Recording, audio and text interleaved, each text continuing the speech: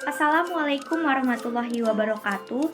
Perkenalkan, nama saya Putri Arya Nabila dari kelas 2C dengan NPM 21106310592. Di sini saya akan memenuhi tugas mata kuliah Perkembangan Peserta Didik dosen pengampu Ibu Rina Marlina SPSI MPD dengan tema Perkembangan Sosial dan Kepribadian pada Masa Remaja.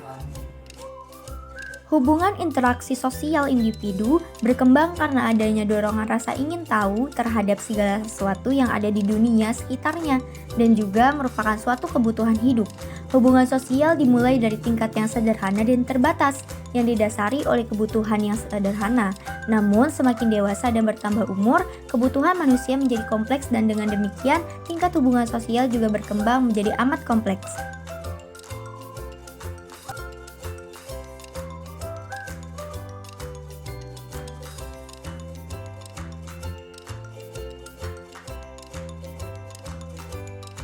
Karakteristik perkembangan sosial dan kepribadian masa remaja. Masa remaja adalah saat untuk mencoba melakukan peranan sosial yang baru yang menuntut cara-cara bertingkah laku sosial tertentu. Dalam suasana awal pelaksanaan peranan dan tingkah laku sosial yang baru, remaja mungkin mengalami berbagai kendala dalam berinteraksi dengan lingkungannya. Klasifikasinya itu terbagi menjadi 3. Yang pertama, ketertarikan terhadap lawan jenis. Kedua, kemandirian bertingkah laku sosial. Dan ketiga, kesenangan berkelompok. Yang pertama ada ketertarikan terhadap lawan jenis. Suatu perubahan hubungan sosial yang menonjol pada periode remaja adalah ketertarikan terhadap lawan jenis.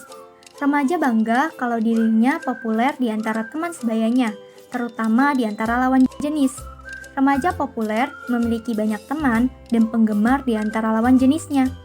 Ada beberapa kriteria yang harus dimiliki remaja untuk dapat menjadi populer. Di antaranya, penampilan fisik yang menarik atau pria dengan bentuk tubuh gagah dan wanita dengan wajah yang menawan dan tubuh yang seimbang, serta sikap yang tenang namun periang dan penuh perhatian. Yang kedua yaitu kemandirian bertingkah laku sosial.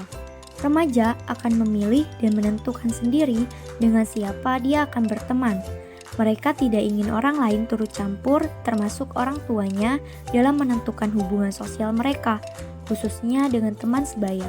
Remaja membutuhkan kemandirian dalam bersosialisasi, maka diharapkan remaja dapat mengambil keputusan tingkah laku yang tepat dalam menghadapi orang-orang dewasa yang baru dikenal dalam situasi yang baru. Dan semua itu memerlukan proses belajar berpengalaman.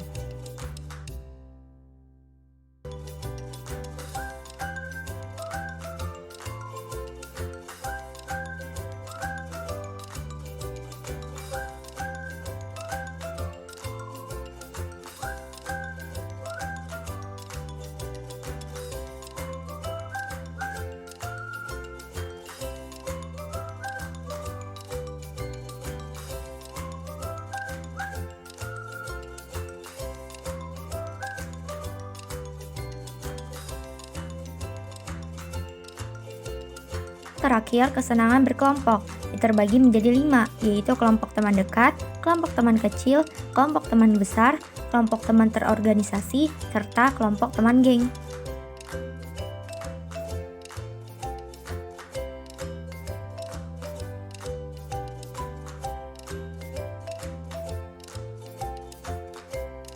Ada beberapa faktor penting yang mempengaruhi perilaku sosial remaja, seperti berikut ini.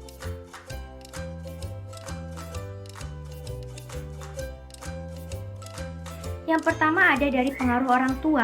Remaja telah diperkenalkan perilaku sosial dan nilai-nilai berperilaku yang dijunjung tinggi oleh orang tua. Hubungan yang mendalam dan akrab besar pengaruhnya terhadap proses sosialisasi remaja.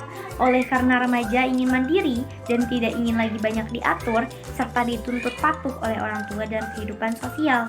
Status orang tua juga mempengaruhi hubungan sosial remaja, seperti status pernikahan, tanpa suami atau tanpa istri, dan status ibu yang bekerja atau tidak bekerja. Kedua, ada pengaruh masyarakat. Untuk masalah-masalah yang dipandang penting dan menentukan, remaja masih sering dianggap belum mampu sehingga sering menimbulkan kekecewaan atau kejengkelan pada remaja. Keadaan seperti ini sering menjadi penghambat perkembangan sosial remaja. Sebagaimana dalam lingkungan keluarga dan sekolah, maka iklim kehidupan dalam masyarakat yang kondusif juga sangat diharapkan kemunculannya untuk perkembangan hubungan sosial dan pribadi remaja. Yang ketiga yaitu pengaruh sekolah. Sekolah mempengaruhi mengembangkannya tingkah laku sosial dan pribadi seperti kerjasama, saling membantu, saling menghormati, dan menghargai. Misalnya kelompok belajar. Kelompok pengembangan bakat khusus seperti kelompok menyanyi, menari, olahraga, dan keterampilan-keterampilan khusus lainnya. Fungsi sekolah lainnya menyiapkan model-model bertingkah laku sosial, baik itu guru, petugas administrasi, maupun siswa lainnya.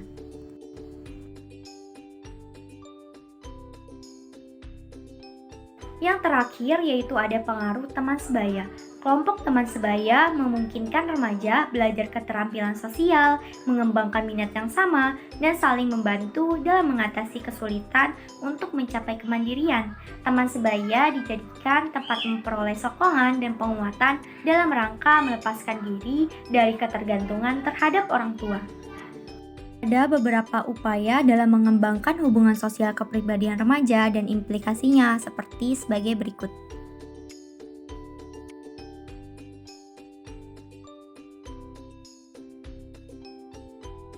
Pertama ada dari sikap orang tua. Dalam mengembangkan kepribadian remaja, termasuk pengembangan sosial pola yang dianjurkan dalam membina remaja adalah pola asuh bina kasih. Setiap keputusan yang akan diambil orang tua atau setiap perlakuan yang diberikan orang tua terhadap anak remajanya harus senantiasa disertai dengan penjelasan yang rasional dan menyampaikannya dengan cara bijaksana.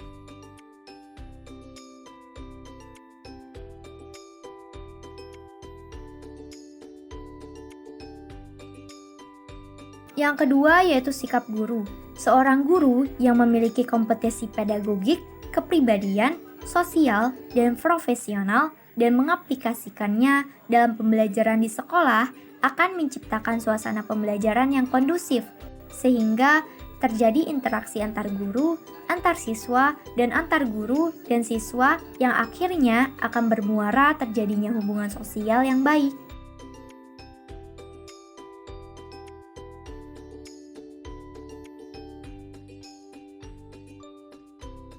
Yang ketiga yaitu sikap masyarakat.